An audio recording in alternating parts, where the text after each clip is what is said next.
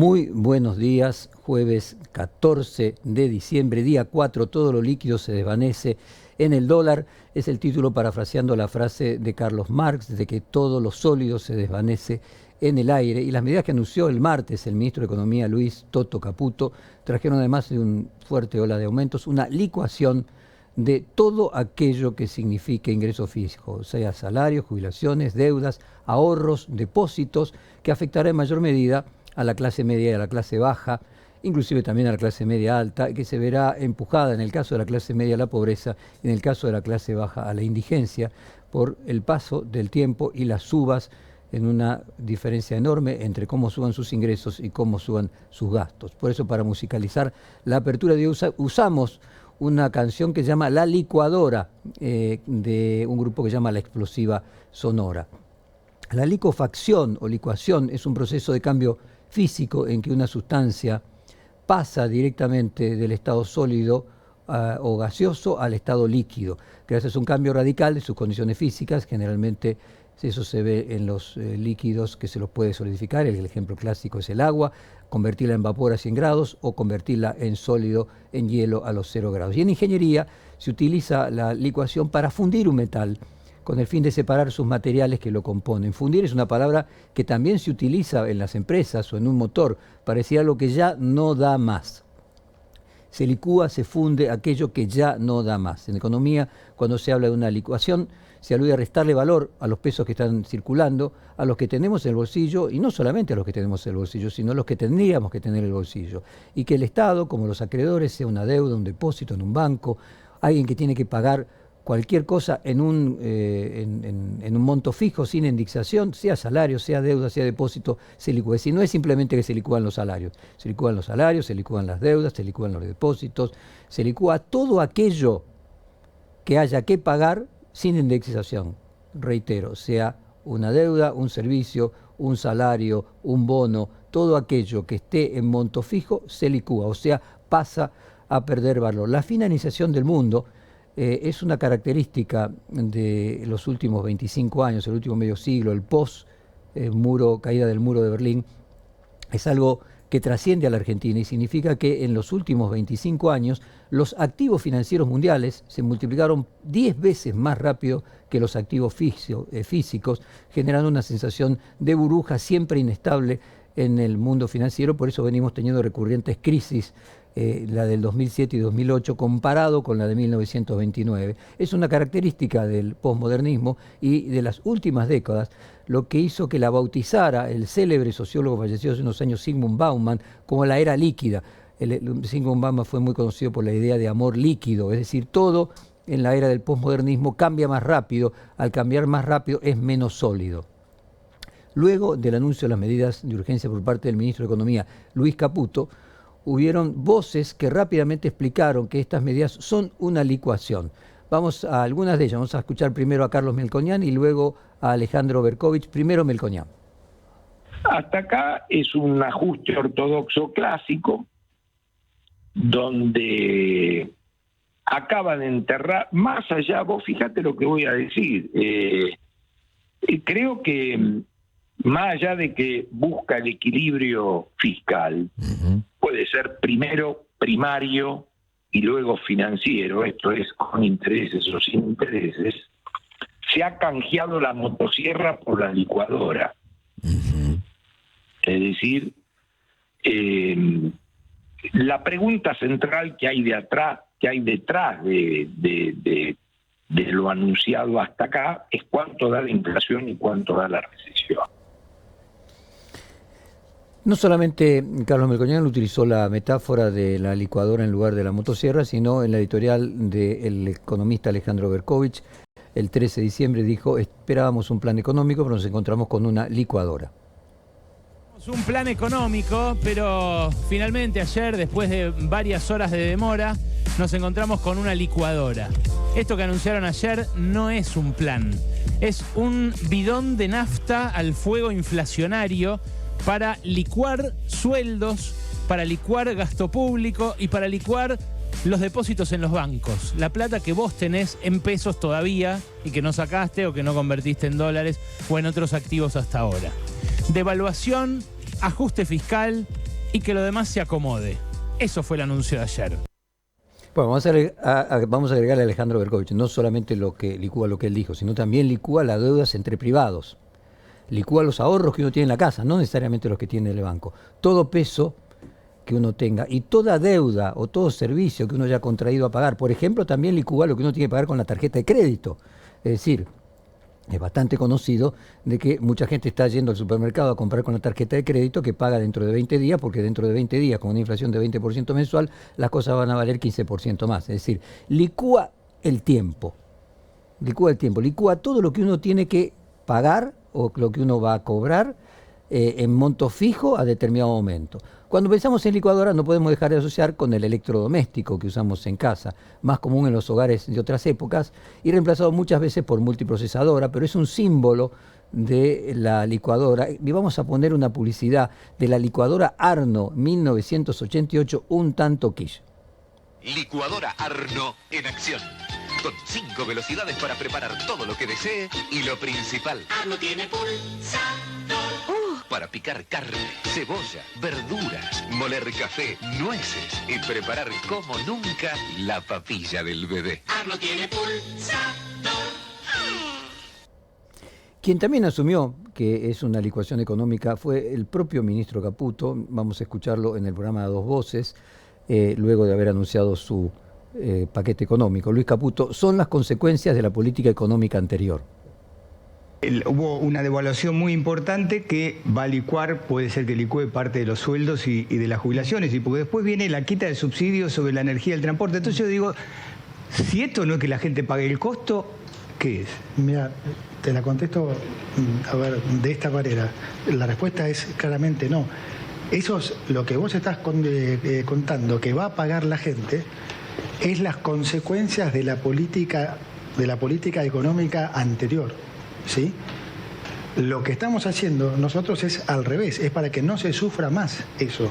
Eso que estás contando es lo que pasa cuando vos insistís con políticas populistas que no funcionan. No puedo dejar de sonreír por la falta de creatividad de todos los ministros de Economía y de todos los presidentes que siempre cuando asumen dicen que lo que están haciendo es lo malo, consecuencia del gobierno anterior, la herencia que recibieron. Ahora en lugar del pero Macri es pero Massa, ¿no? Para Caputo las medidas fueron bien recibidas por la sociedad. Vamos a escuchar otro fragmento. Dice, la gente muy contenta porque entendió la génesis del problema. El objetivo era hablarle a la gente, que el mensaje le llegara a la gente y en ese sentido creo que se logró.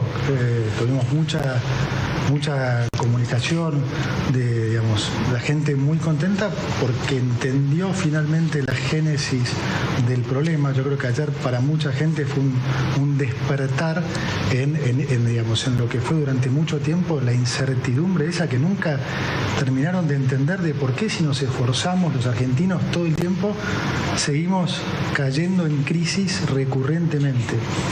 Y creo que ayer hemos contribuido a que esa incertidumbre, ese no entendimiento quedara mucho más claro. Muy interesante. La gente está muy contenta. ¿Cuántas gentes hay? Como cuántos pueblos hay. Evidentemente debe haber gente, como dice Luis Caputo, que está en contacto con él, que está muy contenta, conjuntamente con gente que no está para nada contenta. La licuadora es un electrodoméstico inventado en el año 1922 por el norteamericano, pero de origen polaco, llamado Stephen Poplaski, en Wisconsin, vivía en Wisconsin, Estados Unidos. Al principio recibió el nombre de aparato de cocina centrifugador. La bebida preferida de Poplaski era el batido de leche malteado. Inventó este pequeño electrodoméstico ya que estaba buscando un método rápido para poder prepararla. Vale la pena marcar que la licuadora es contemporánea de la ley seca en Estados Unidos. Entonces los bares no podían vender alcohol y entonces lo que se vendían eran jugos, leches malteadas. Entonces la licuadora es de alguna manera una consecuencia de la ley seca. Inicialmente él lo patentó, lo llamó aparato agitador con mezclador ensamblado en el fondo de una taza. Así era el padre de la licuadora, que no imaginaba que luego se convertiría en una metáfora de la economía. En resumidas cuentas, todo lo que vivimos en pesos y todos los que tenemos para cobrar pesos, sea de ahorros, de deudas, de salarios, de servicios, vamos a tener la mitad de lo que teníamos hace 2 días. Melconian fue lapidario sobre esto.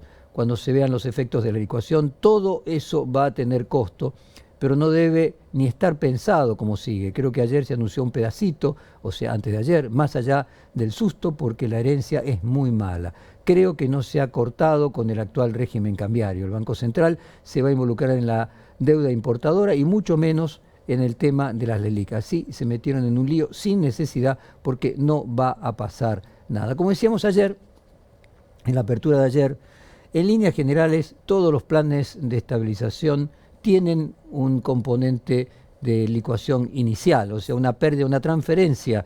El Estado generalmente es deudor, el Estado tiene la posibilidad de producir las devaluaciones y las licuaciones, entonces siempre hay una transferencia de aquel que tiene algo que cobrar sin indexación, y siempre en las licuaciones hay una pérdida de recursos en un porcentaje importante de la población. Luego hay que ver si ese dolor, ese costo que se produce, a la larga genera beneficio para la mayoría o no. Como dijimos en la apertura de ayer, hay distintos ejemplos, ejemplos exitosos y ejemplos no exitosos. Exitosos, por lo menos en corto plazo, podríamos decir que fue la convertibilidad. Exitoso también en mediano plazo, podríamos decir que fue la licuación que produjo Duhalde en el año 2002 y que tuvo un ciclo de crecimiento a partir de 2003, inclusive fines del 2002, antes de Néstor Kirchner y ya con Roberto Lavagna como ministro de Economía. Paralelamente, licuaciones totalmente no exitosas y muy fracasadas es la de Celestino Rodrigo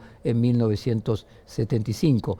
En aquel momento hubo también una devaluación, incluyendo la devaluación del peso, que generó aumentos que iniciaron primero alrededor también del 100% de devaluación y terminaron con 180 en los servicios públicos, con topes salariales, provocaron una inflación de 24% en 1974 y se fue a 182% en 1975.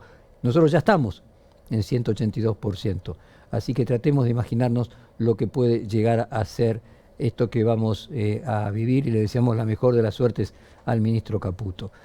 Pero bueno, la historia nos enseña esto. En relación a la oposición, y antes de eso quería colocar también el ejemplo de Rusia. Otro ejemplo, a mí me tocó ser secretario de la Cámara de Comercio Ruso-Argentina porque Perfil tenía una revista con licencia. Yo estaba muy interesado en entender el pase de la economía planificada de la ex Unión Soviética a una economía libre, y lo que hubo fue una absoluta licuación de todos los depósitos. De hecho, en aquel momento, en 1998, la crisis de los países asiáticos, directamente los bancos cerraron, cambiaron de nombre y abrieron con otro nombre, y todos los que tenían depositado ahí perdieron absolutamente todos los depósitos. Es decir, también hubo en el pase de una economía planificada a una economía de libre mercado una licuación absoluta de todos los rublos que tenían los rusos en aquel momento. Vamos entonces ahora a la relación que genera y genera reacciones en aquellos que puedan sentirse afectados. Por ejemplo, el movimiento obrero, ¿qué medidas piensa tomar? Vamos a escuchar lo que dijo la CGT con respecto al paquete de medidas anunciadas por el actual ministro. Vamos a escuchar a Héctor Daer tras la reunión de la CGT ayer. Si pisan salarios y jubilaciones, la CGT va a actuar. Cuando aclaramos que el valor de las tarifas de transporte o de la luz y el gas iban a ser determinados porque se estaban anunciando, nos trataron de que estábamos en una etapa de inculcar miedo, etcétera, etcétera. Bueno, hoy a las claras es ese el ajuste, y lo que vemos es que no hay plan económico. Lo único que existe es un aumento de impuestos, aumento de impuestos que van sobre la industria. Si los salarios y las jubilaciones son pisadas, la CGT va a actuar. En el comunicado dice claramente que no vamos a estar cruzados de brazos. Bueno, hay que decirle a Héctor Daer que sí hay un plan económico, que es que los salarios, las jubilaciones, todas las deudas queden pisadas, ¿no? El plan económico es ese, es el mismo plan económico de licuación de todos los activos fijos en pesos presentes o futuros, y fueron licuados en el año 2002. Vamos a escuchar ahora lo que planteó el senador Mayans en el medio del conflicto que ayer se produjo con la nominación del nuevo presidente provisional del Senado, representando a La Libertad Avanza. José Mayans, en el debate del Senado ayer, dijo: el pueblo argentino no votó esto. Donde vemos constituida una nueva mayoría, que nos parece, bueno, perfecto, esta nueva mayoría para convalidar esto que el pueblo argentino no votó. Porque el pueblo argentino no votó esto porque esto nosotros ya vimos. Esto ya vimos con Martínez de Oz, ya vimos con Macri y ahora vemos con Milei potenciado. O sea, se inicia la gestión con una brutal devaluación, que obviamente ataca los recursos de los trabajadores. Estamos hablando de casi el 120% de devaluación. Eso no votó el pueblo. El pueblo argentino votó dolarización, no devaluación, ¿verdad? Apertura indiscriminada de importaciones, gobierno de Macri. Y obviamente dolarización de los servicios públicos. ¿Cómo terminó eso? Con un 100% del PBI, comprometido la deuda 100% del PBI, y el país en default. O sea, esa película ya la vimos. Bueno, evidentemente ahora se conforma una nueva mayoría para respaldar esto. Es casi cómico, ¿no? Lo del senador Mayans. El pueblo no votó devaluación, votó dolarización. ¿Qué será dolarización en la cabeza de él, no? Porque no sé cómo se dolariza sin devaluar. Si se hubiera dolarizado todavía hubiera sido mucho peor.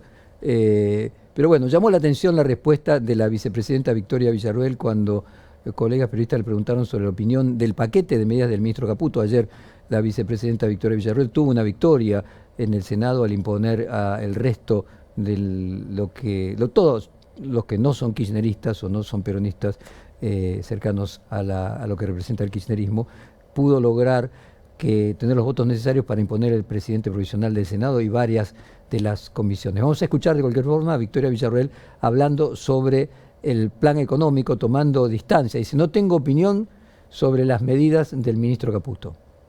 No tengo opinión sobre las medidas del ministro Caputo. No, el presidente de la Nación le ha delegado lo que es la economía, lo que es el planteo de las medidas de urgencia. Son medidas de urgencia. Tenemos incendiado el país y esto es responsabilidad de 16 años de kirchnerismo. La casta tenemos que tratarla, pero también tenemos que tratar que los argentinos no se nos mueran de hambre y hoy está pasando eso. Me parece que hay cuestiones que son imperativas. Muy interesante, o sea, el gobierno delegó, el presidente Milei delegó la economía en el ministro Caputo y no tengo opinión sobre las medidas del ministro Caputo, como si fueran de un ente autárquico extraño al gobierno. Muy interesante cómo Villarruel pronuncia la R de kirchnerismo, ¿no? No sé si en esa R hay alguna intensidad especial que un psicólogo podrá interpretar. Estas medidas tomadas por el nuevo gobierno, como las que se tomó en el año 2002, que tomó Duhalde, como contaba antes, recuerdan un poco la crisis rusa que yo les contaba de 1998. Vamos a ver un pequeño fragmento de qué se decía en aquel momento. De entrada, este cambio fue un resultado catastrófico de un gigantesco salto sin red alguna. Esto fue una transformación instantánea de la economía soviética y esta catástrofe ocurrió el 17 de agosto de 1998. La receta neoliberal fue ineficaz, dada por el Tesoro de los Estados Unidos, 2, por el Fondo Monetario Internacional y por el Banco Mundial. Y también hizo su contribución la Universidad de Harvard a los rusos para salir adelante después de la caída de la ex Unión Soviética. Desde 1991 las cosas no pintaban bien, aunque se maquillaban los datos macroeconómicos, no había un rumbo de crecimiento sostenido como se esperaba en esta famosa fórmula. En aquel verano de 1998, Rusia se declaró insolvente. No pudo afrontar la deuda externa y tuvo que devaluar la moneda, es decir, el rublo. El rublo, la moneda de Rusia, se mantenía bajo presión desde ya tiempo atrás en una cierta paridad con el dólar americano. Y esta moneda se fue al despeñadero. De entrada, los inversionistas que habían sido atraídos por los intereses de hasta un 150%, Dios mío, es mucho, huyeron con su dinero. Esto es clásico cuando las cosas no van tan bien en un país. La desconfianza en la economía eslava que la población pues dio como resultado que se pasara al dólar en cuanto podía, y el sistema bancario se colapsó por la famosa fuga de capitales y el parón repentino de las transacciones. Apareció la famosa hiperinflación y Rusia navegaba en esa crisis integral en sus finanzas. Como se ve, no es un fenómeno exclusivamente argentino. De hecho, La doctrina del shock fue un libro escrito por Naomi Klein a comienzos de siglo, hace ya 24 años, en el que se planteaba la necesidad de producir una sensación de terremoto para que la población acepte, como si fuese, podríamos decir, un designio de los dioses, del destino de la naturaleza, esa situación de licuar su capital. En la naturaleza la licuefacción está ligada a los terremotos, casualmente. Terremotos que parece tener una metáfora con lo económico. Según los especialistas, la licuefacción es de los distintos elementos, es lo que acompaña a todos los terremotos ocurridos en distintas partes del mundo, grietas, volcanes de arena, derrames muy abundantes en áreas distantes, incluso hasta 260 kilómetros del epicentro, y afectaron áreas hasta de 4.000 kilómetros cuadrados. Es decir, cualquier comparación con convertir lo sólido en líquido parece una de las plagas con que los dioses vienen a castigar a aquellos que se portaron mal. Vamos a ponerle un poquito de humor y vamos a recordar algo que venimos desde ayer, que nos parece una perlita, que es Susana Jiménez, creo que en los años, no sé, 80, haceme shock, por la idea de la terapia de shock en lugar de gradualista. Recordemos aquello de Susana Jiménez.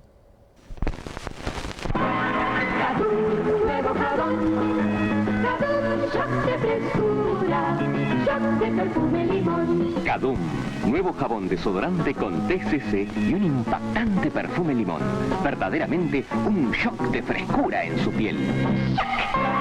Cadum, nuevo jabón. Cadum, shock de frescura. Shock de perfume limón. Cadum, de frescura. Acá me apuntan tanto Fernando Meaños como Pablo Germán, que de 1970, y desgraciadamente años después tuvimos el super shock, el shock en el año 1975 de Rodrigo. En líneas generales lo que se ve es que la receta es más o menos la misma en distintas partes del mundo, con distintas graduaciones, que tiene que ver con producir un efecto de empobrecimiento de muchos sectores, y con la promesa de que esas lágrimas que van a caer van a fertilizar un futuro mejor. Ojalá así sea.